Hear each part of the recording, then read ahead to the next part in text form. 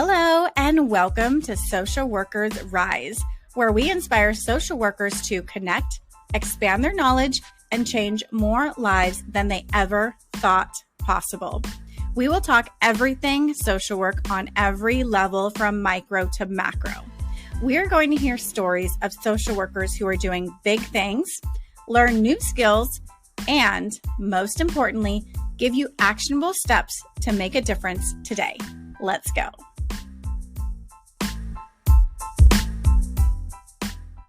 Hello, and welcome to another episode of Social Workers Rise. It is your host, Catherine here.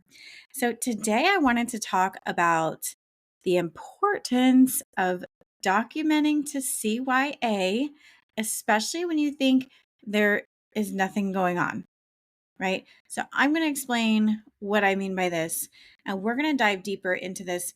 And I became aware of this because there was a news article out and they're bringing this topic back up. Before we hop into that, I want to remind you who I am. If you don't know, it will be an introduction. My name is Catherine Moore. I am a social worker based out of California, and I've been social working since 2009. I'm the host of this lovely podcast. I also do career coaching for social workers. I do mental health presentations as well as private therapy, and I have a couple courses that I put together for clinical social workers. So that is just a little bit about me. And we have been starting these clinical Thursdays. So I asked you in December of 2023, what is it that you need going forward? How can I help you reach your goals in 2024? And a lot of you said that you wanted more support around clinical skills. So here we are doing a short little episode on Thursdays around clinical skills. And I saw this news article that came out. So I'm recording this on, what day is it? January 30th. So all of the information that I have available is current as of January 30th. What I'm going to be talking about is how they had the school counselor in the trial for the Oxford High School shooting that happened November 30th of 2021.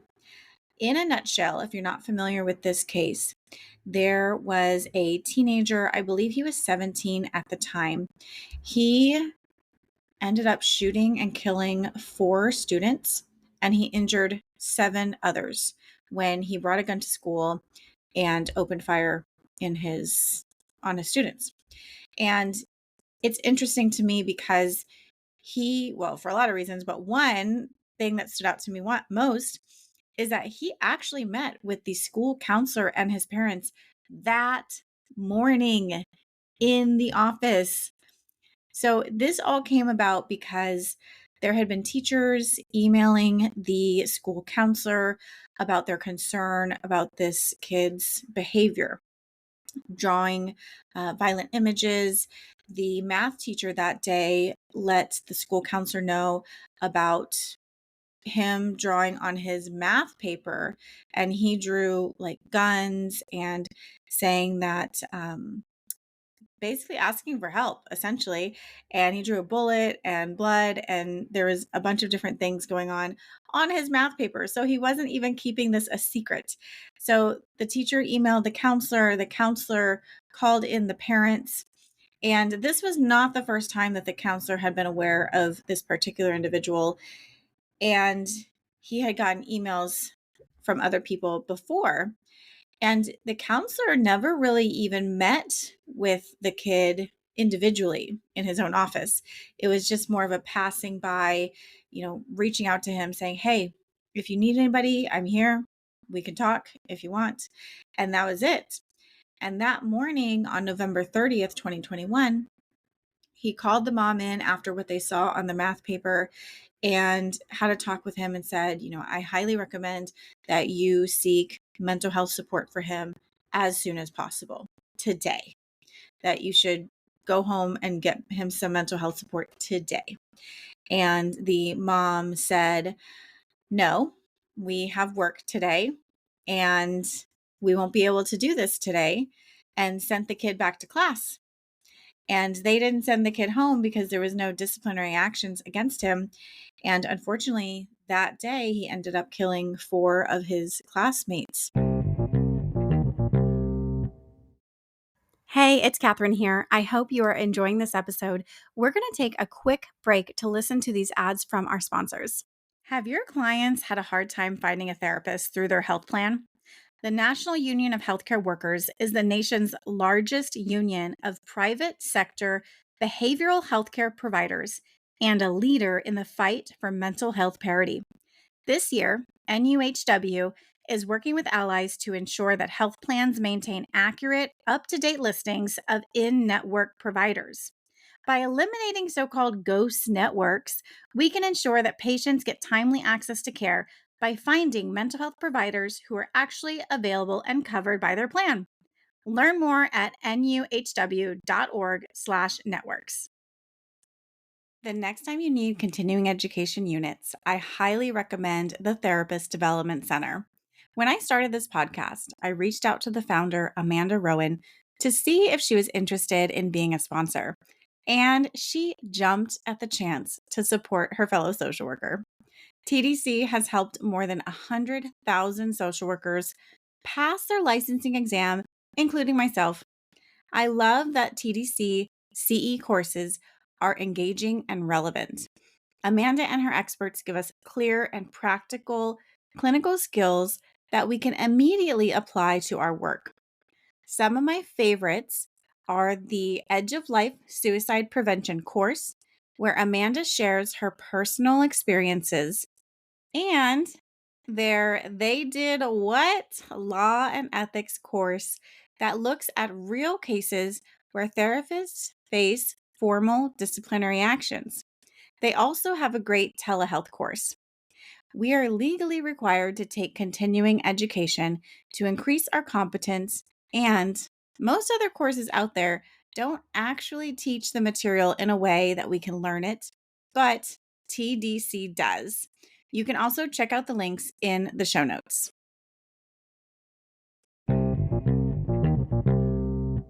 It just reminds me how you and I, as social workers, have to be so diligent about documenting everything, even the things that don't seem very important at the time.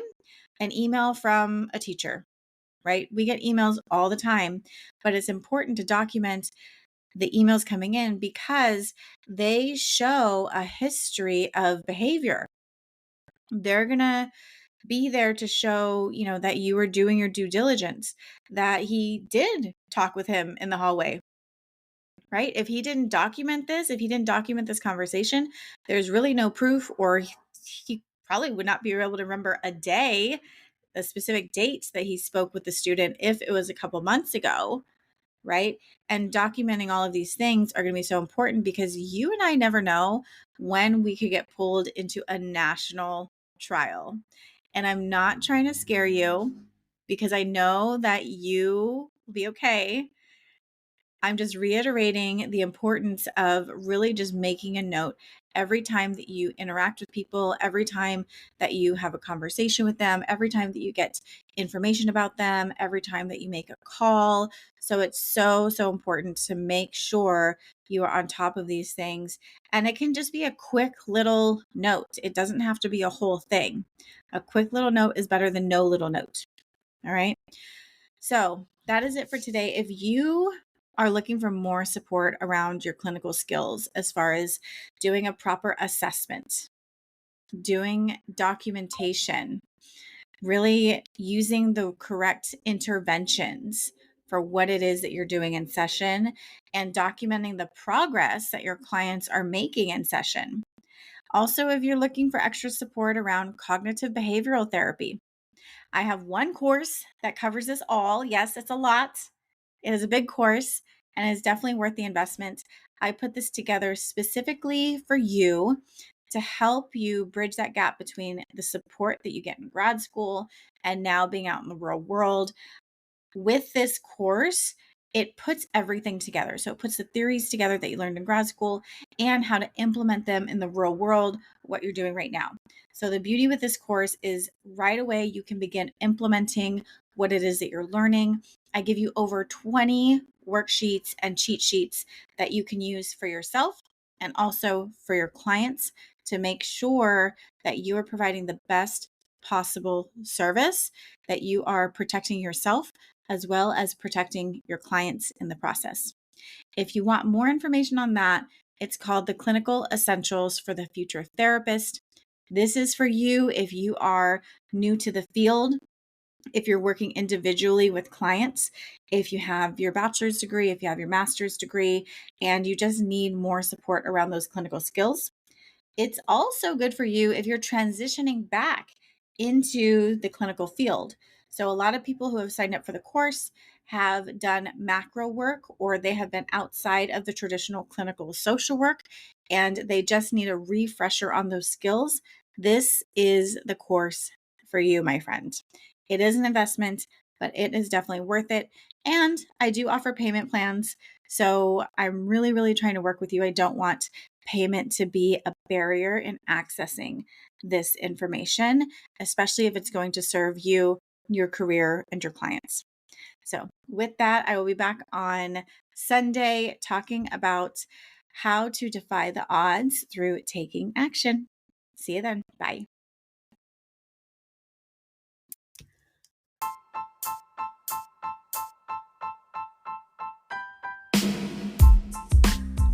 Thank you for listening to another episode of Social Workers Rise. If you love this episode, be sure to subscribe and text this episode to a friend. If you want more, there are a few ways we can get to know each other and work together. First, definitely subscribe to the Friday resource email list. The link is in the show notes. And that's where you can learn more about the courses I offer, including Clinical Essentials for the Future Therapist and the Pulse Basics for Medical Social Workers. I'll also be sending out occasional tips and resources and other happenings within the social work industry.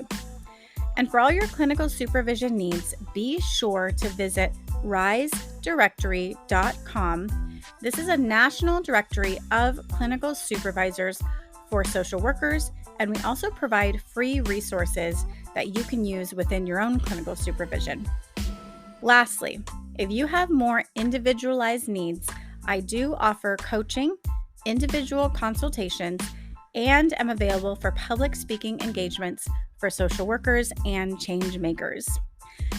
Lastly, the boring legal stuff, but very important. The information in this podcast is not meant to be a supplement for therapy, professional advice, or clinical supervision. This content is provided as is solely for informational purposes. It is not legal, health, or safety advice. I am not advising you as a therapist. Organizations should engage their own experts to ensure any adopted measures are compliant with applicable laws and standards in their jurisdictions. The opinions expressed by individuals or organizations are their own and do not reflect the views or opinions of Social Workers Rise or Catherine Moore. References to specific products or organizations do not constitute any endorsement or recommendations by Social Workers Rise.